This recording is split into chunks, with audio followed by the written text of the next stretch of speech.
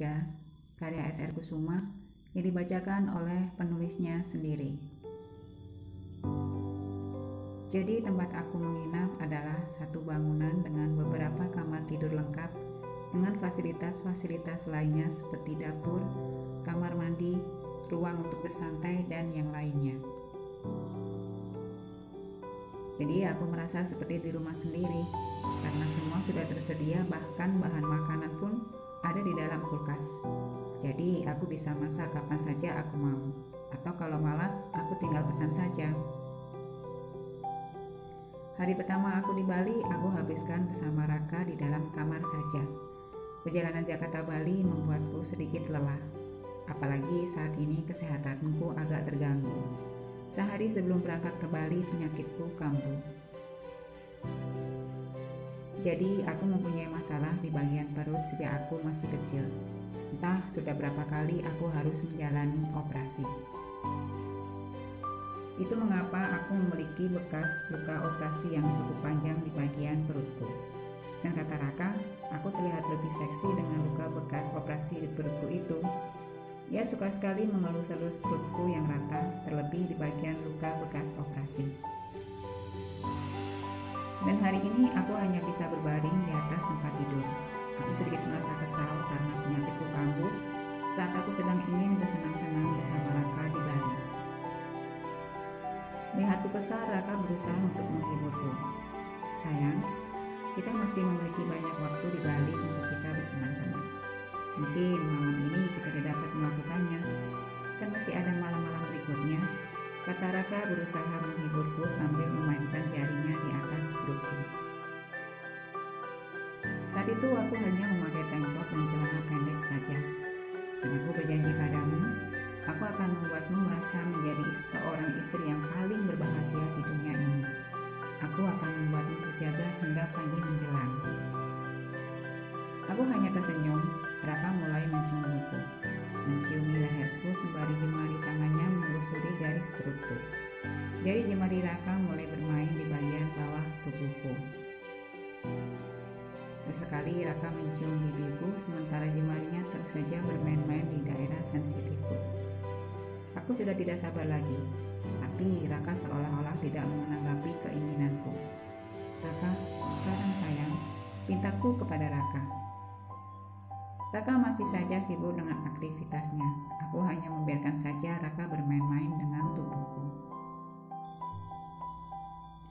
Akan tetapi tiba-tiba Raka menghentikan aksinya, membuat aku yang sudah berada di puncak kenikmatan menjadi kebingungan. Maaf Aira, ucap Raka sambil menepis tanganku dengan halus. Raka, ada apa? Tanyaku tak tahu dengan apa yang terjadi. Sekarang tidurlah. Kita butuh istirahat. Banyak hal yang akan kita lakukan selama di Bali, kata Raka sambil membaringkan tubuhnya di sampingku. Sayang, tapi kenapa? Protesku sedikit kecewa dengan sikap Raka. Mengerti akan kegusaran hatiku, laki-laki 25 tahun itu mencium bibirku. Tidak hari ini sayang, bukankah kamu sedang tidak enak badan? Dan apakah aku menolak? Aku tidak pernah bilang tidak kan? Sanggahku kecewa. Aira, sudahlah. Raka, aku memang sedang tidak enak badan. Tapi kalau kamu menginginkannya, aku bersedia melayanimu. Aku tidak pernah menolak kan? Raka hanya diam.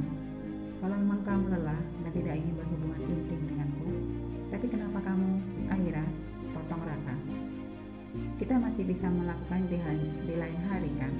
Ayolah, jangan marah. Bujuk Raka melihatku yang hanya bisa menahan rasa kesal. Aira, maafkan aku. Aku hanya diam. Wajahku merah menahan rasa kesal dan kecewa dengan sikap Raka terhadapku. Bukan hanya sekali Raka membuatku merasa kecewa dan kesal seperti ini. Raka yang memulainya, membuatku terbakar api gairah dan kemudian memadamkan begitu saja. Tanpa gairah itu benar-benar membakarku, dan aku tidak mengerti apa yang Raka inginkan dariku. Aku sudah berusaha membuatnya bergairah saat bersamaku, tetapi Raka seperti tidak tertarik dengan semua itu.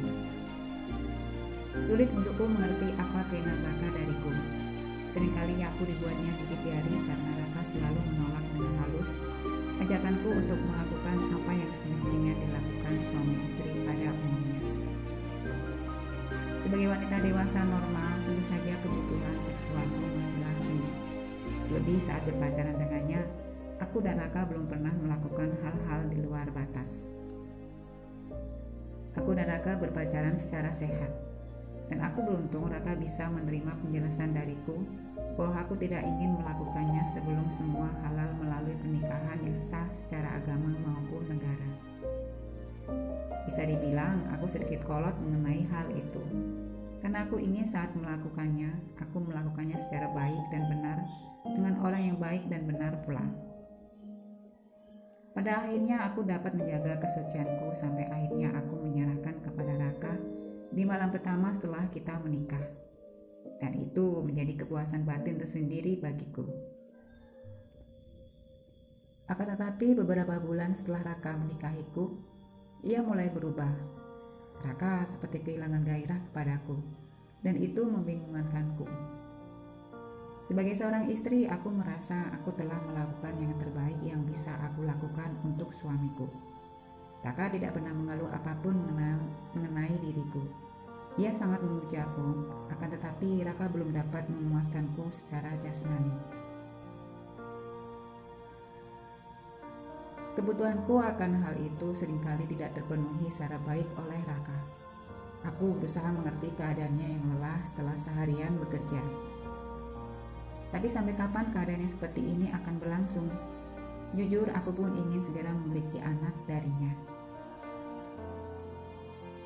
Aira, suara Raka membuyarkan lamunanku. Sudahlah, lebih baik kita tidur, kataku sambil menahan rasa kesal. Dan aku pun berusaha untuk memejamkan mata. Meski lelah, akan tetapi mata ini tak kunjung terpejam. Raka benar-benar membuatku kesal. Sementara itu, Raka sudah terlelap tidur di sampingku, seolah-olah tidak terjadi apa-apa. Aku masih sibuk dengan rasa kesalku yang tidak kunjung hilang. Dan tiba-tiba aku teringat Dama. Sedang apa dia? Perlahan aku bangkit dari tempat tidur dan keluar dari kamar. Suasana hening karena waktu sudah menunjukkan pukul 11.30 waktu setempat. Aku berjalan ke arah dapur untuk mengambil air minum. Tiba-tiba terdengar gemericik air dari arah kamar mandi. Kamar mandi itu berada persis di samping bangunan dan letaknya terpisah. Jadi setiap kali aku ke dapur, aku akan melewati kamar mandi bergaya outdoor itu. Dan karena tanpa atap dan pintu, membuat suara air dari pancuran akan terdengar jelas dari dalam ruangan. Perlahan aku mendekati arah suara. Dadaku berdegup kencang. Ada perasaan takut bercampur penasaran.